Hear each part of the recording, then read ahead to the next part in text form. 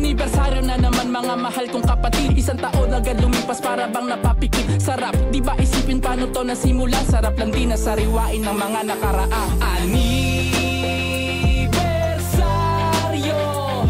Kapatiran di matinag, lalo pang lumalagan ang ating anibersaryo.